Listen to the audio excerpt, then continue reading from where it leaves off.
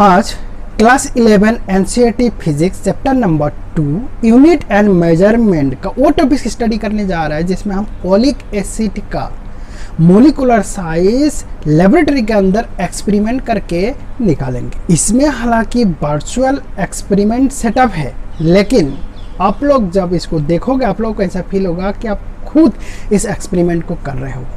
इस वीडियो को देखने से पहले पेन पेपर हाथ में और एनसीईआरटी बुक साथ में, क्योंकि जो भी यहाँ पर वीडियो लेक्चर का सीरीज है पूरा एनसीईआरटी बुक की बेस पे है। एनसीईआरटी बुक का जितना भी टॉपिक सब टॉपिक्स के अंदर जो सब टॉपिक्स है, इन तमाम चीज़ों को इन लेक्चर सीरीज में बताया जा रहा है।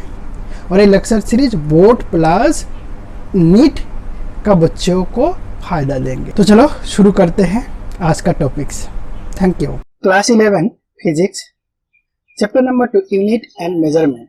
अभी तक क्या क्या स्टडी किया है उसका बारे में डिस्कस करेंगे, फिर आज का टॉपिक स्टार्ट करेंगे। एनसीईआरटी बुक का 2.1, 2.2, 2.3 हमने ऑलरेडी स्टडी कर चुके हैं। जैसे पहला इंट्रोडक्शन और the international system of units ये लेक्चर 1 में कवर किया है, जिसमें यूनिट का डिफिनेशन, मेजरमेंट क्या है, फिजिकल क्वांटिटी क्या है, यूनिट कितना टाइप का है, डेराइव्ड यूनिट कैसे है, फंडामेंटल यूनिट क्या है। उस फंडामेंटल यूनिट में लेंथ एक फंडामेंटल यूनिट है। उसमें मेजरमेंट ऑफ लेंथ मेजर करने का दो तरीका हमने स्टडी किया, जिसमें डायरेक्ट मेथड और इनडायरेक्ट मेथड। इनडायरेक्ट मेथड दो टाइप का है, एक लार्ज डिस्टेंस मेजर करने के लिए और एक स्मॉल डिस्टेंस मेजर के लिए। लार्ज डिस्टेंस मेजर के लिए हमने पैरेलैक्स मेथड लेक्चर नंबर 2 में स्टडी किया। वैसे डायरेक्ट मेथड 3 इंस्ट्रूमेंट का बारे में डिस्कस किया गया, जिसमें मेट्रिक स्केल, वर्नियर कैलिपर और स्क्रू गेज है। मेट्रिक स्केल हमने प्रीवियस क्लासेस में जैसे क्लास 9, 10 में ऑलरेडी स्टडी कर चुके हैं, तो इसका बारे में पढ़ाया नहीं गया है। लेकिन वर्नियर कैलिपर को लेक्चर नंबर 3 और स्क्रू गेज को लेक्चर नंबर 4 में हमने कवर कर दिया है। मेजरमेंट ऑफ लेंथ का एक टॉपिक रिमेनिंग है, जो है estimation of very small distance, size of molecule. Size of molecule निकालने के लिए हमने molecular size of oleic acid को ऐसे सैंपल की तरह पर लिया, जो आज का टॉपिक है। ये हम डायरेक्ट मेथड यानी कि जो metric scale, vernier calliper, screw gauge से नहीं मेजर कर सकते, इसलिए इनडायरेक्ट मेथड में हम कुछ केमिकल प्रोसेस और लेबोरेटरी एक्सपेरिमेंट करके इसका मोलिकुलर साइज निकालेंगे। आज का टॉपिक हमने ऑलरेडी बता दिया कि molecular size of oleic acid है। हम क्यों वर्नियर कैलिपर, स्क्रू गेज या मेट्रिक स्केल से ओलिक एसिड का मोलिकुलर साइज नहीं निकाल सकते? क्योंकि हर एक इंस्ट्रूमेंट का अपना अपना लिमिटेशन है। जैसे मीटर स्केल का, अगर हम मीटर स्केल की बात करते हैं तो मीटर स्केल का भी अपना एक लिमिटेशन है, क्योंकि मीटर स्केल पे सबसे कम से कम जो डिस्टेंस हम मेजर कर सकते हो मिलीमीटर है, जिसको हम बोलते हैं 10⁻³ मीटर।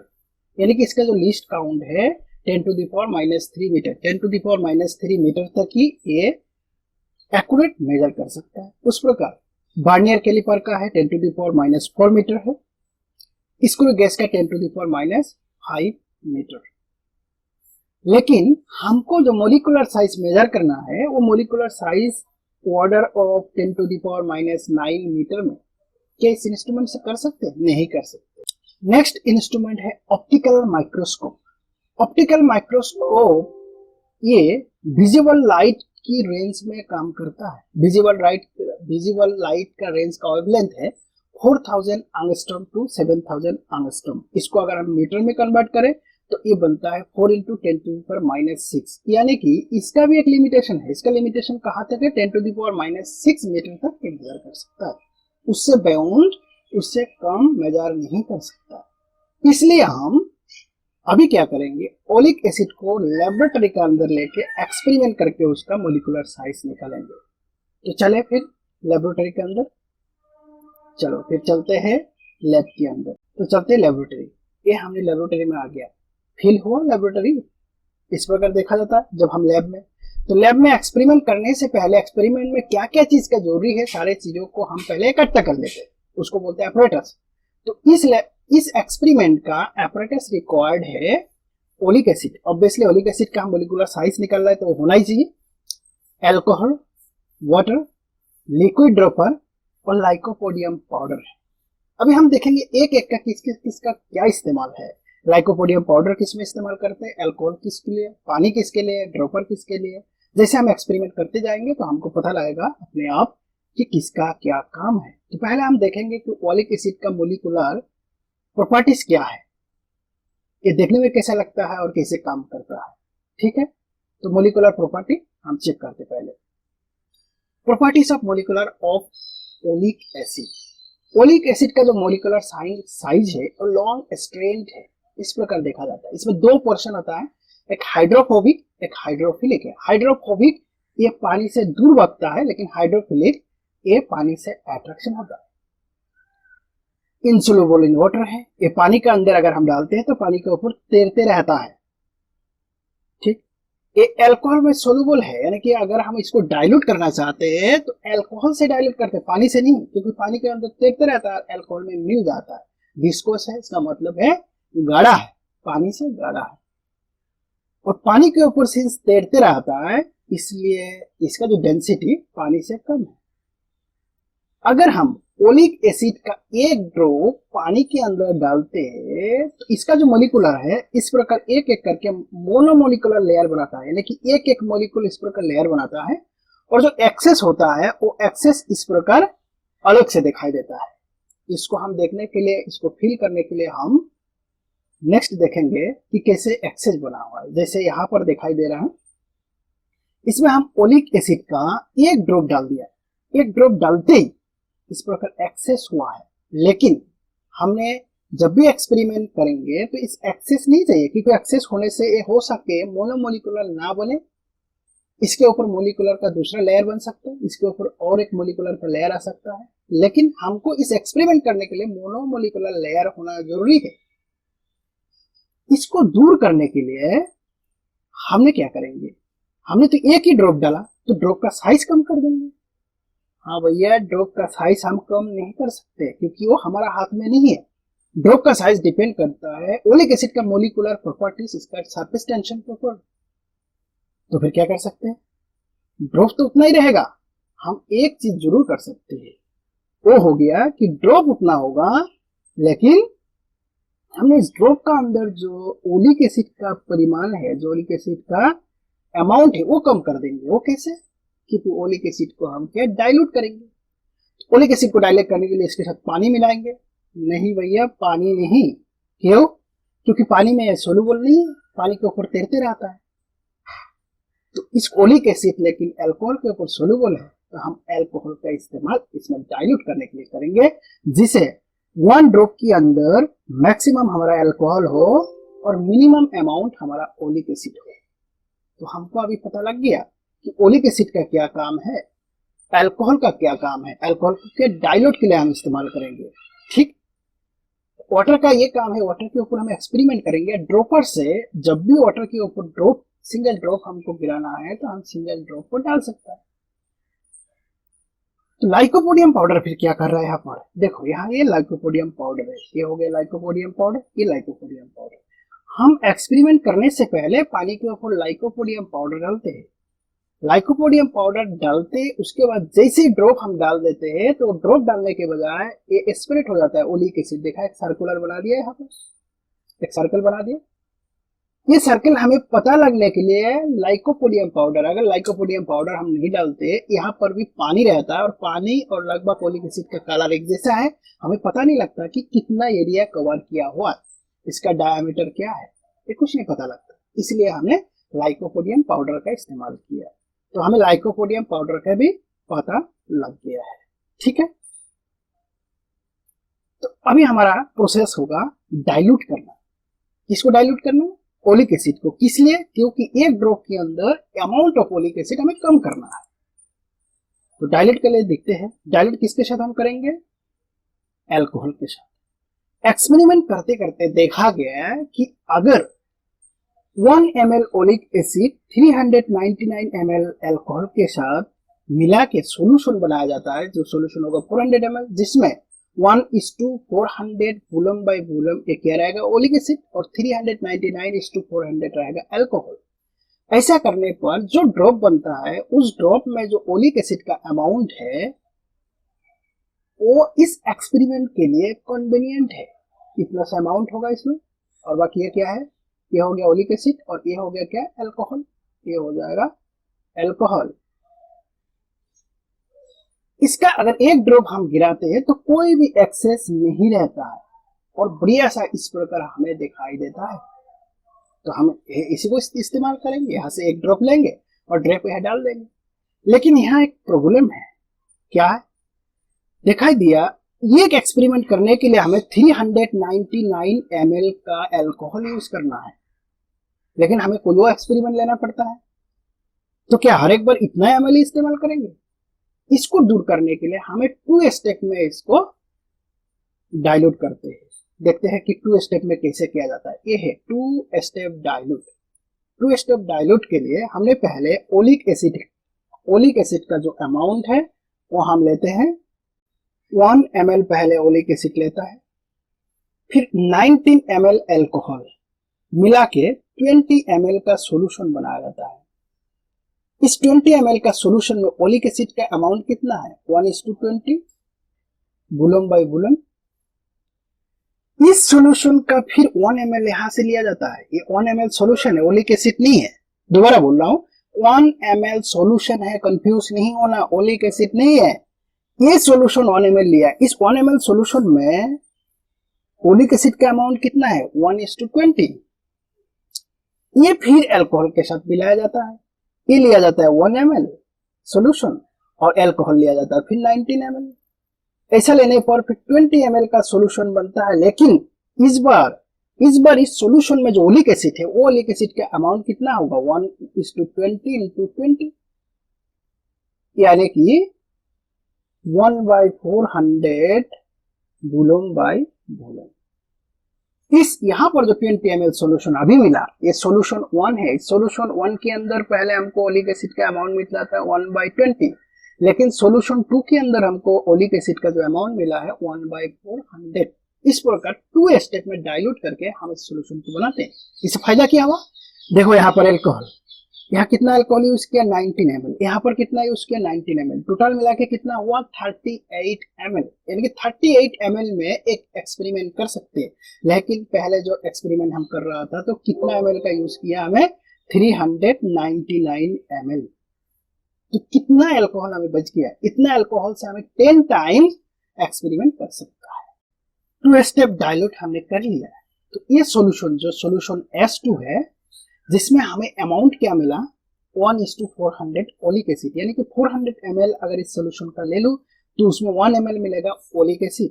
अगर 1 ड्रॉप ले लूं, 1 ड्रॉप के अंदर जो अमाउंट होगा, यानी कि 1 ड्रॉप को अगर 400 डिवाइड करूं तो 1 डिवीजन होगा ओलिक एसिड।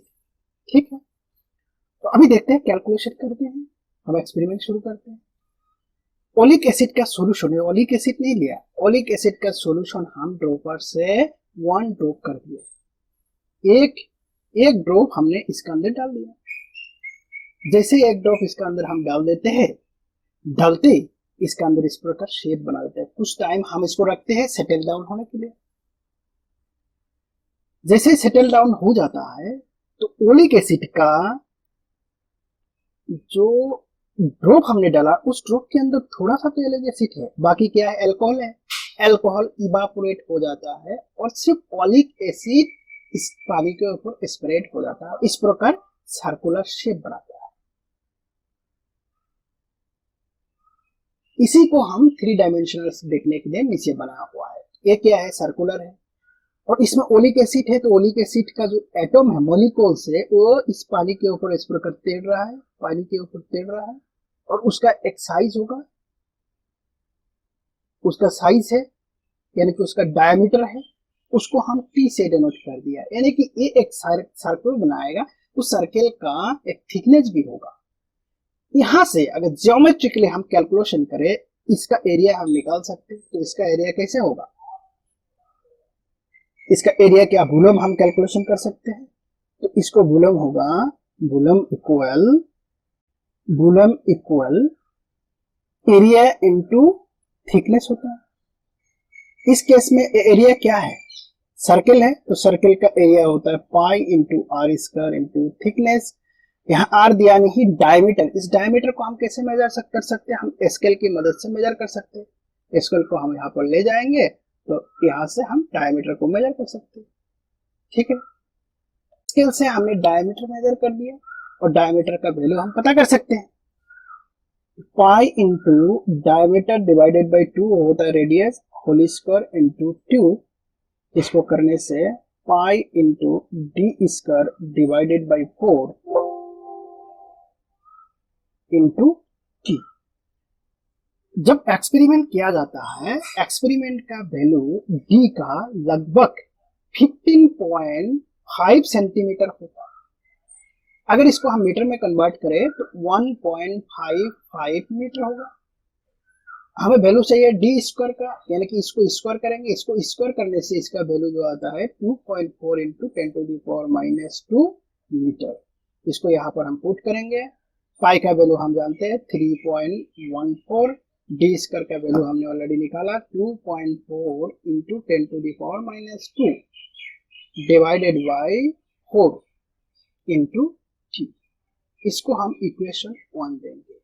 तो ये क्या चीज का हमें एरिया में वॉल्यूम मिल गया। ये जो सर्कुलर है इसका वॉल्यूम हम कैसे ज्योमेट्रिकली निकाला। अभी हम इसके अंदर क्या डाला है, ओलिक एसिड डाला है, बस 1 ड्रॉप डाल दिया है, लेकिन अल्कोहल निकाल गया ओलिक एसिड।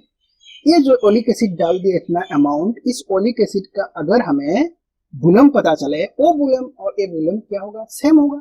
तो हम पता करेंगे कि इस ओलिक एसिड का वॉल्यूम कितना है।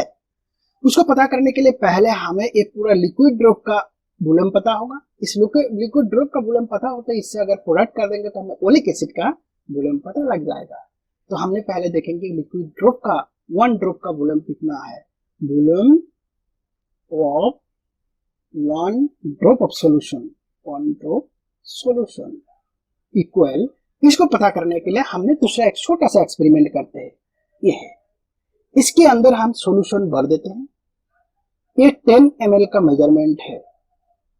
सॉल्यूशन बढ़ते ही हम इसको ऊपर से गिराते हैं, ठीक है। ये जो सॉल्यूशन है ऊपर से गिराते हैं 10 ml तक। हम यहाँ से कैलकुलेशन करते हैं कि ये जो गिर रहा है ये कितना है, ये जो बूंद है कितना है, ड्रॉप कितना है। ऐसा करने पर एक्सपेरिमेंटली पता चला कि 630 ड्रॉप, इतना काउंट ड्रॉप में हमें 10 ml होता है। 1 ड्रॉप का वॉल्यूम कितना होगा, 10/630, 0 कैंसिल है और इसको कैलकुलेशन करने से इसका वैल्यू आ जाता है 1.58 इंटू 10⁻² ml। हम ml को मीटर में कन्वर्ट करेंगे क्योंकि हम सारे ऐसा यूनिट में कन्वर्ट करते हैं और हम जानते हैं 1 ml इक्वल 10⁻⁻6 मीटर क्यूब है। इसको करने से 1.58 इंटू 10⁻⁸ मीटर क्यूब होता है।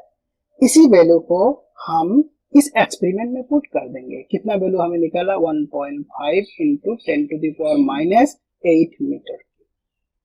ये किसका निकाला, 1 ड्रॉप सॉल्यूशन का, लेकिन हमको निकालना किसका, ओलिक एसिड का। ओलिक एसिड 1 ड्रॉप में बहुत कम है, कितना 400 का 1 पार्ट है।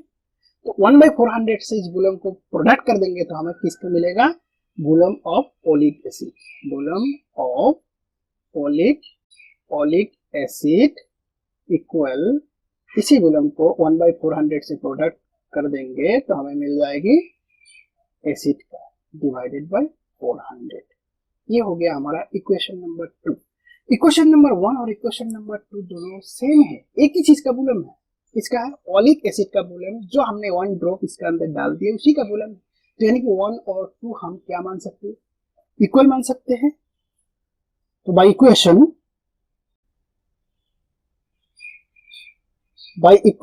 1 and 2 we get,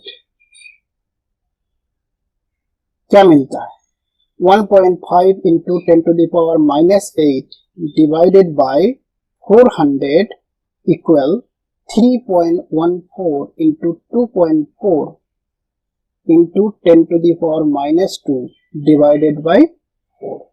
4 से हम 100 हो जाएगी कैंसिल करने से। इस 100 अगर ऊपर चला जाएगा तो 10⁻² इसके साथ ऐड हो जाएंगे इसमें हो जाएगा 1.5 इंटू 10⁻⁻10। इसको अगर नीचे लाएंगे तो ये डिवीजन में क्या आ जाएगा 3.14 इंटू 2.4 इंटू 10⁻²। इस दोनों को अगर प्रोडक्ट करते हैं 3.14 और कैलकुलेटर से हम कर लेते हैं 3.14 इंटू 2.4 इंटू 3.14, इसका कैलकुलेशन करना आता है 7.536, यानी कि इसका वैल्यू आ जाएगा 7.53। हमने 2 डिजिट ले लेंगे इंटू 10⁻², ये -2 है। 1.5 डिवाइडेड बाय 7.53 इंटू 10⁻⁻, एक -2 ऊपर जाके प्लस हो जाएगा तो 10 प्लस 2 इक्वल -8। इसको इससे अगर माइनस करते डिवाइड करते हैं तो एक बार डिवाइड करके देखते हैं कैलकुलेटर से क्या हो जाता है। 1.5 डिवाइडेड बाय 7.53 इक्वल 0.199, 0.199 इंटू 10⁻⁸। इसको हम इस प्रकार भी लिख सकते हैं 1.9 इंटू 10⁻⁹ मीटर। यानी कि ओलिक एसिड का जो मोलिकुलर साइज आया यानी कि थिकनेस, हमने क्या निकाला, हमने थिकनेस निकाला। और थिकनेस का मतलब क्या है, मोलिकुलर साइज, मोलिकुलर का डायमीटर निकाला, यानी कि मोलिकुलर का साइज हमने निकाल लिया। तो मोलिकुलर का साइज किया 1.9 इंटू 10⁻⁹ मीटर। और जितना भी टॉपिक्स अभी तक कवर किया हो तो सारे इस वीडियो का डिस्क्रिप्शन में इसका लिंक मिल जाएंगे। उस लिंक से आप हर वीडियोस को देख सकते हैं, जिससे आपको एक तरतीब मिलेगी और हर वीडियो एक दूसरे के साथ इंटर रिलेटेड है, आपस में समझ में आ जाएगा। Thank you.